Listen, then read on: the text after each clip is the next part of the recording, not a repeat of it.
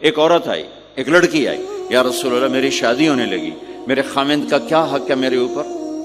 دونوں طرف کی میرے نبی نے زندگی سکھائی۔ میرے نبی نے فرمایا تیرے خامند کے جسم پہ پھوڑے نکل آئیں، پھوڑوں میں گندا پانی جمع ہو جائے، پیپ جمع ہو جائے، اور تو زبان سے چاٹ چاٹ کے اس کے زخموں کو دھوئے، تو بھی تو نے اپنے خامند کا حق ادا نہیں کیا ہے۔ دوسرا لائف کو بیلنس کیا میرے نبی نے کہ ایک گھر کیسے چلتا ہے اور کس طرح خوبصورت بنتا ہے، وہ میرے نبی کے اخلاق ہیں۔ آپ سب سے ایک بات کرتا ہوں، برداشت کرنا سیکھ لیں، زندگی خوبصورت ہو جائے۔ صرف سارے اخلاق کو میں جمع کروں ایک لفظ میں، برداشت، اور اس کو شریعت میں صبر۔ صبر کرنا سیکھ لیں، زندگی خوبصورت ہو جائے گی۔ بچیاں ساس کی شکایت کر رہی ہوتی ہیں، کبھی خامند کی شکایت کر رہی ہوتی ہیں، کبھی اولاد ماں باپ کی شکایت کر رہی ہوتی ہے، کبھی اولاد ماں باپ کی شکایت کر رہے ہوتے ہیں۔ شکایتوں سے ایک جہان بھرا پڑا ہے۔ آپ شکایتوں کو دفن کر کے ہونٹ سی لیں، صبر، آہ نہ کر لبوں کو سی، عشق ہے دل لگی نہیں، سینے پہ تیر کھائے جا، آگے قدم بڑھائے جا، یعنی زبان حال سے کہہ دے کہ ہاں ستائے جا۔ جو ستاتا ہے چپ ہو جاؤ، جو ستاتا ہے چپ ہو جاؤ۔ اللہ کی قسم آپ ایسی طاقت بنو گے کہ پہاڑ بھی راستہ دیں گے۔ سب سے مشکل رشتہ خامند اور بیوی ہے۔ سینکڑوں آیات اس کے لیے اللہ نے اتاری، ماں باپ کے لیے چند آیات، اولاد کے لیے چند آیات، بہن بھائیوں کے لیے چند آیات، خامند اور بیوی کے لیے قرآن پڑھا پڑا ہے، پوری سورت اتاری ہے اور سینکڑوں آیات اتاری۔ چونکہ ایک اس رشتے کی اہمیت، ایک اس کی نزاکت اور کمزوری کہ کوئی رشتہ ٹوٹتا نہیں سوائے خامد اور بیوی کے۔ میں ماں کا بیٹا ہوں، باپ کا بیٹا ہوں، اچھا ہوں یا برا ہوں، انہی کا۔ میرا نسب میری نافرمانی سے بدل نہیں سکتا۔ میں اللہ بخش کا بیٹا ہوں، میرا یہ نسب بدل نہیں سکتا، اچھا ہوں یا برا ہوں۔ اللہ ان کی قبر روشن کرے۔ خامد اور بیوی کا رشتہ ایک بول پہ ٹوٹ جاتا ہے، ایک بول پہ ٹوٹ جاتا ہے۔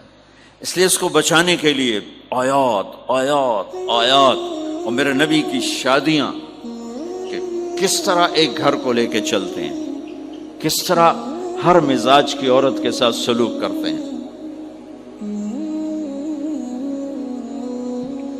جہاد کا سفر، کاروباری سفر نہیں، میرے نبی کا، اور چلنے لگے، اعلان ہوا کوچ کرو، سب نے سواریاں کس لیں، سامان کس لیا، یوں چلنے کا حکم ہو رہا ہے۔ اور حضرت عائشہ رضی اللہ نے اپنا یوں دیکھا، اونٹنی پہ بیٹھ گئی تھی، ہار کوئی نہیں۔ یا رسول اللہ میرا تو ہار کوئی نہیں، میرا ہار گم ہو گیا ہے، میرا ہار تلاش کریں، ہم پھر چلیں گے۔ تو میرے نبی کہتے تو وڈی آئی نواب زادی، میں جہاد تے پہ جانا، تینوں ہار دی پائے گی، چل اگو لگ۔ میرے نبی نے کہا چلو بھائی عائشہ کا ہار تلاش کرو۔ اللہ کی قسم میں جب یہ واقعات پڑھتا ہوں یا سناتا ہوں، میں خود حیرت میں ڈوبا ہوتا ہوں کہ کیا کر دیا میرے نبی نے۔ جہاد کا سفر، اور میرے نبی کا ہار تلاش کرو بھائی، اب سارے ہار تلاش کر رہے ہیں۔ کچھ دن چھپ گیا، ہار کی تلاش تو بند ہو گئی اور سفر بھی بند، چونکہ اندھیرے میں کہاں جائیں گے۔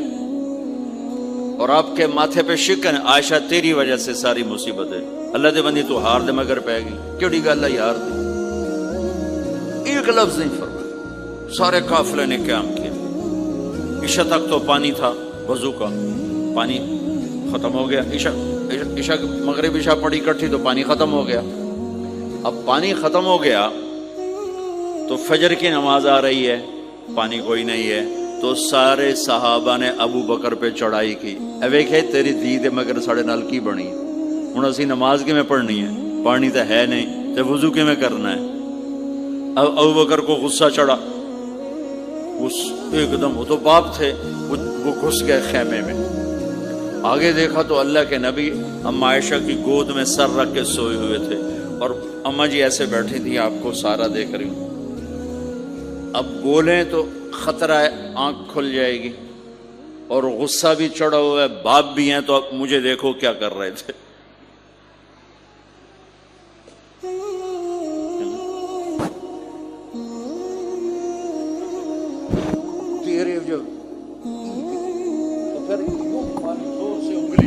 بیٹی کے نا یہاں، پہلے یوں کرتے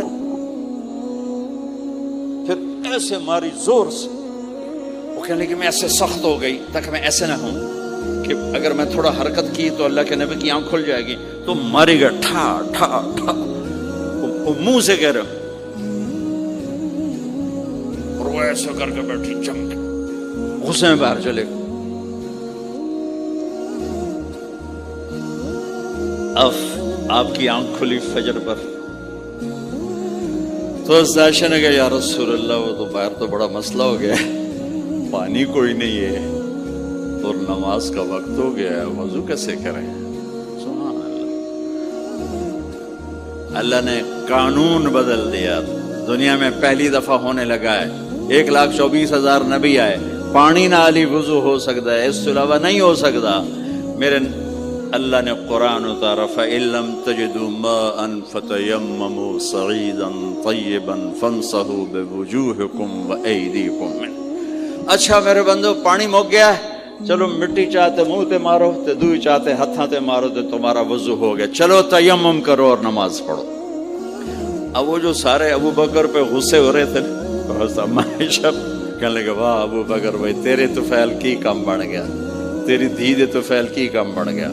تو اسید بن حزیر پہلے ذرا زیادہ گرم ہوئے تھے، تو وہی ابو بکر تیرے گھر کی یہ پہلی برکت نہیں ہے، پہلے بھی بہت شمار برکتیں تیرے گھر کی طفیل امت کو ملی ہیں۔ تو اللہ نے تیمم کی آیت اتار دی، حضرت عائشہ کو ڈانٹ پلانے کی آیت نہیں آئی کہ میرے نبی تیری بیگم کے ہار کی وجہ سے میرے دین کا کام رک گیا اور میرے بندوں کی نماز خراب ہو گئی اور ان کو پانی سے محروم ہونا پڑا۔ میں قربان جاؤں اپنے رب پر، اپنے حبیب پر، اس ماں عائشہ پر، دنیا کی واحد عورت ہے جس کے سینے پر سر رکھ کر کسی نبی نے جان دی ہو۔ 1,24,000 نبیوں میں سے کوئی نہیں ہے جس کا سر بیگم کے سینے اور ٹھوڑی کے درمیان ہو اور اس کی جان اللہ نے نکالی ہو۔ واحد میرے آپ کے مات فی سحری و نحری، سحری و نحری، سحری و، کہ میرے چونکہ آپ ایسے بیٹھے تھی اور حبیب پاک آپ کے سینے پر یوں دراز تھے، نیم دراز تھے، اور آپ کا سر مبارک ٹھوڑی کے ساتھ لگ رہا تھا، ٹھوڑی کے ساتھ یہ جگہ یہاں لگ رہی تھی اور باقی یہاں تھی۔ اور واحد خاتون ہے جن کا حجرہ کسی نبی کی آرام گاہ بنا، ابدی آرام گاہ بنا، واحد اما عائشہ ہیں جن کے حجرے کو اللہ نے کسی نبی کے آرام گاہ بنایا۔ اور یہ واحد حجرہ ہے جہاں 70,000 فرشتہ صبح آ کے درود و سلام پڑھتا ہے اور شام تک پڑھتا ہے، اور شام کو 70,000 نیا آتا ہے اور صبح تک درود و سلام پڑھتا ہے اور واپس چلا جاتا ہے۔ کائنات اللہ جب مسلمان دنیا سے مٹ جائیں گے، مسجد نبوی مٹ جائے گی، بیت اللہ مٹ جائے گا، مدینے کی ایک اینٹ باقی نہیں بچے گی، مکہ کتنے بڑی بڑی بلڈنگیں، ایک اینٹ باقی نہیں بچے گی، اور وہاں سے گزرتے ہوئے لوگ کہیں گے لگتا ہے اتھے کدی آبادی ہوئے گی، ایتھے لگتا ہے کدی آبادی ہوئے گی۔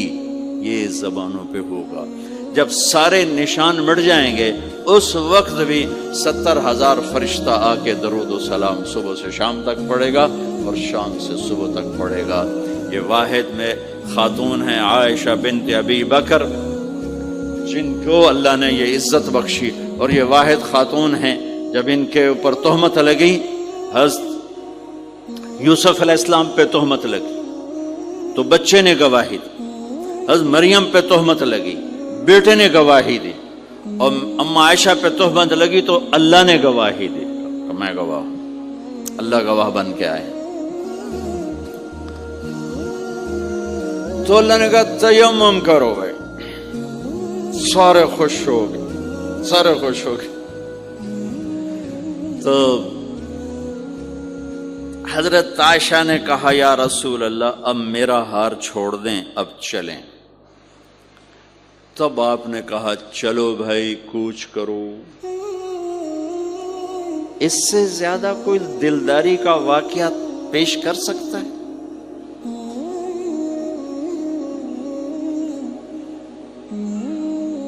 سبحان اللہ، اور جب اونٹنی کو اٹھایا گیا وہ ہار کا دھاگا ٹوٹا اور پھسل کے اونٹنی کے نیچے چلا گیا. وہ سارے کھبے سجے ویندے رہ گئے, ہار نیچے پڑا تھا. جب اونٹنی کو اٹھایا تو ہار نیچے سے نکلا. صاحب نے کہا لے بھی عائشہ ہے تیرا ہار بھی لب گیا. یہ دلداری ہے میرے نبی کی, یہ ہمیں سکھایا. کہیں عورتوں کی بدتمیزی بھی انتہا کو پہنچی ہوتی ہے, وہ اپنے گھر اجاڑ دیتی ہیں اپنی زبان کی شدت کی وجہ سے, اپنی بد اخلاقی کی وجہ سے. لیکن کوئی زیادہ معاملہ مردوں کی طرف سے خراب ہوتا ہے تو شریعت نے بھی اس کو زیادہ بیان کیا اور میرے نبی نے بھی اس کو اجاگر کیا. اور میرے نبی کی آخری تقریر, آخری خطبہ حجۃ الوداع کا صرف ایک رشتے کو بیان کیا, صرف ایک رشتے کو بیان. ہم کتنے رشتوں میں جکڑے ہوئے ہیں, ماں باپ, بہن بھائی, چاچا تایا, خالہ خالو, دادا دادی, نانا نانی, ساس بہو, کتنے ہم رشتوں میں جکڑے ہوئے ہیں. میرے نبی نے صرف ایک رشتے کا حق بیان کیا, استوصوا بالنساء خیرا, میں تمہیں تمہاری بیویوں کے بارے میں وصیت کر رہا ہوں, ان کے ساتھ اچھا سلوک کرنا. صرف ایک رشتے کو بیان کرنا.